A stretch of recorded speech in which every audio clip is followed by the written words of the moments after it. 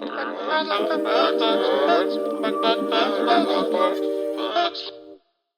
hello everybody, it's Jared again with Literature and Robes. Welcome to the fucking show.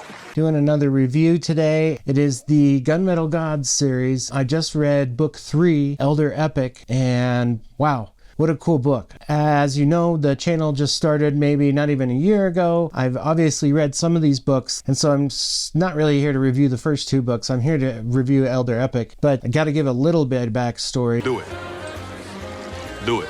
So the Gunmetal Gods, the first book here, was an amazing entry. Got pretty high acclaim from another book reviewer on a booktube channel by the name of Daniel Green. Basically, his review is what spurred my interest in picking up these books. And yeah, it was as good as he had described it. Really?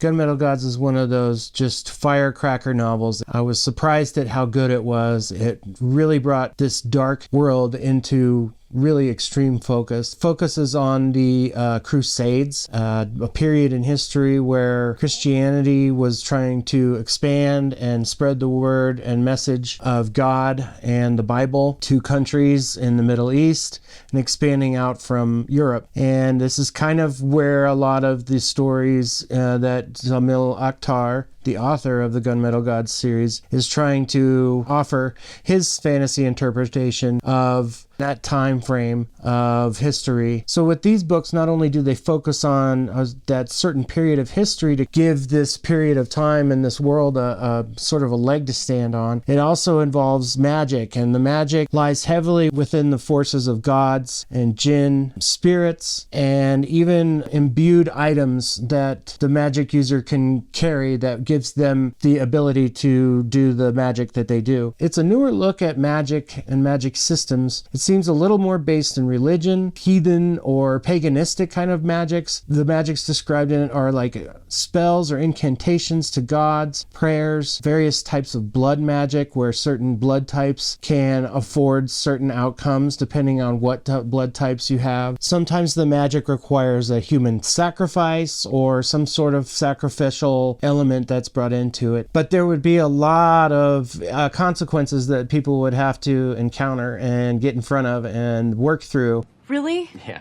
Not just anybody can use magic in this world. There are select few, and the magic that they can do is basically gifted to them or like some sort of chosen one status, or somehow the person has been possessed by a god or a spirit to thinking that they are the actual person within somebody else's body. There's a lot of just really dark types of magical systems in these books, really. And each book shows you what types of different magic can be used with each subsequent book. So some of the darker magics start becoming more prevalent later on. In this story, the gods are trying to break their way into the human realm of existence. So one of the main characters, Kiva, is slowly trying to gain his agency back and become a force of nature, but he's a poet and a cultured man, and so he has beliefs beyond just being a war-like person. He's basically, Kiva is the main character from book 1, and he's used in book 2, and he's brought back more in even book 3. Typically when Zamil Akhtar writes these books, he only has like 2 first-person point of view, so it all comes from one person's experience. He gives you usually the one side that is battling the other side, so you always have someone on both sides offering a perspective of why it is they're fighting and what it is they're fighting for, and they're often very different, but in some ways they are the same motivations for each other. A lot of the themes are us versus them, the mysterious other, and this is a telling of that. There's a lot of holy wars, a lot of battles, a lot of people trying to conquer the heathens. Which side is the heathen? It's probably both, but just the way that leaders and rulers and religious zealotry can inform one side that the other is bad. It's propaganda. So the first book introduces you to this war and 2 epic characters, Kiva and Micah. They have these battles, and it's an amazing book. It comes to an amazing end, and it's almost its own standalone. But as you read on, Conquerors' Blood was fascinating. It introduces 2 wholly new characters, 2 female point of view characters that are at odds with each other in a different portion of the world. He does really great with plot twists. Every book I've kind of been surprised at which direction certain plots go. So I think Zamil Akhtar has some of the freshest plot lines and a lot of just conflicts that come along and some surprise endings and some twists and turns. And I really appreciate that about his writing. Bring us some fresh wine, the freshest you've got.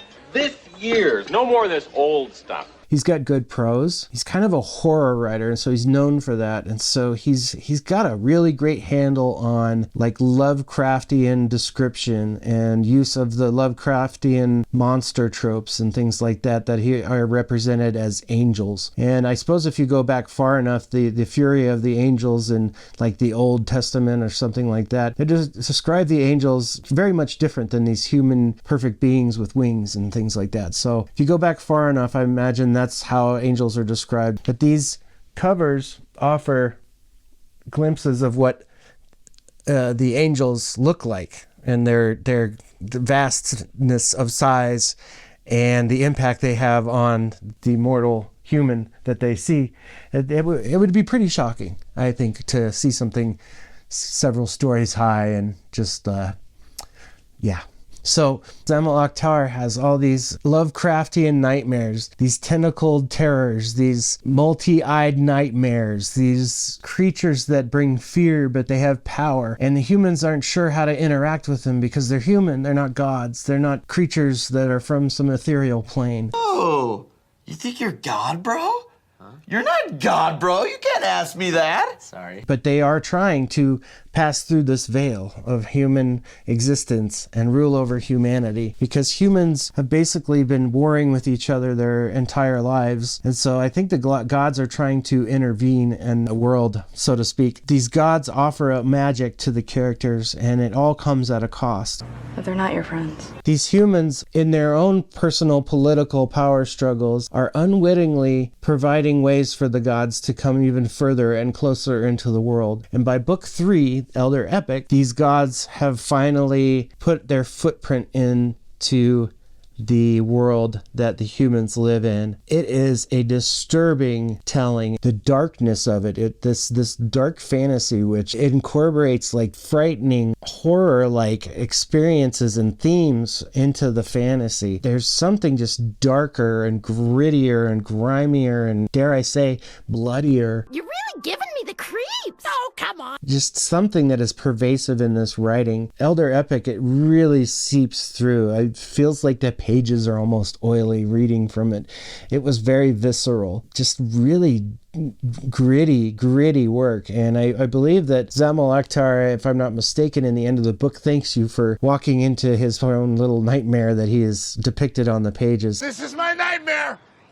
At no point does it ever feel contrived or not quite well thought out, or if he's just throwing words at you. It seems almost like he's spent a lot of time working towards describing these sensations and these nightmares in the waking world. And I've never read fantasy quite like it. It's almost like living inside of a genie's bottle or being trapped inside of a story within a story. It is really kind of a neat experience. They're very unique. And they're also, I'm able to get into them. It's not so Middle Eastern that the names and places are untenable for me to pronounce or understand or memorize. It's got just enough of that Western thinking and just enough of Eastern type of thinking. It's a happy little marriage between Western and Eastern storytelling. I really appreciate it. Elder Epoch is, again, just like I said, it was just this gritty, dark fantasy. Brought me down to this like Lovecraftian nightmare feeling. Hard to put it down because I just wanted to find out how these characters, these 3 point of view people from very different opposite things, trying to figure out how the heck to get out of this nightmare together, even though they're the ones that kind of brought it upon themselves. Zamil puts the 3 different characters at odds with each other, so they are not willing to work together about anything, which is the catch in all this, is there's something bad happen, but it almost feels like you need them to make things happen to fix this some way. So just a really great story. Thought it ended really well. Zamil gives you a synopsis before each book, so you're never truly lost. I did get a little lost on the second book, and upon reading this synopsis, it maybe was just just on me that I didn't read it right. Dumbass!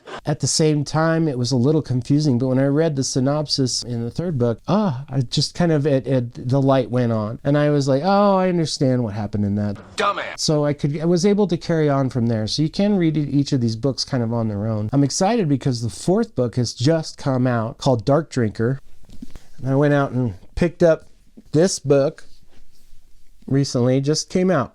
Extremely neat cover. I like how it kind of went off into this greenish, bluish color. The hardcover actually is the artwork. I think that's really cool when they do that. Dumbass! I noticed this promotion that he had a Kickstarter embossed book cover. He's got a leather case. It's got sprayed edges. It's got artwork on the inside. It's got a full fold out map in there. It has autograph. So I'm just extremely happy about it.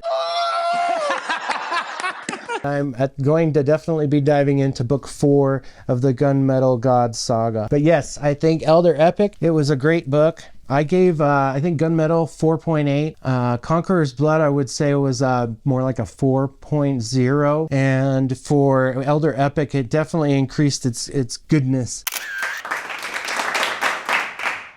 It was a 4.4 out of 5 rubs for me. I think what suffered for me was, I think there's a slight limitation to the first person point of view from the 3 different points of view. It's hard to track sometimes with each person's thoughts versus what the reality of what the situation is going on. I thought that in Elder Epoch, Zamil Akhtar was able to better kind of encapsulate the story. He was able to keep things in front of the reader a little better than he was in Conquerors Blood. I think Conquerors Blood was a really difficult book to get through just because it was hard to understand exactly where some of the character motivations were coming from. And it comes out by the end of the book why it was so hard to grasp, but it was a little tougher for me as a reader to enjoy that. You brought this on yourself. I took a break, read Elder Epoch. Man, that was a good book. So I can't wait to read Dark Drinker. I think he's going to open the story up into another portion of the world. I think his last book is going to be book 5. Right now, he's probably got to do some promotions for Dark Drinker. He's got to get the next Kickstarter for Conquerors Blood for the special edition for that going. He's also writing horror stories and short stories for certain publications as well. Zamil Akhtar is a very active reader and writer, and he really always putting stuff out there. He specializes in Middle Eastern horror, and he's pretty good at it, and it's just good, dark fantasy. And if the enemy is dark and demonic and unholy and Lovecraftian, yeah, baby, it's dark. It's good stuff. So highly recommend Gunmetal Gods. I definitely do. Elder Epoch. And if you can, get yourself a copy of Dark Drinker and get out there and read these books.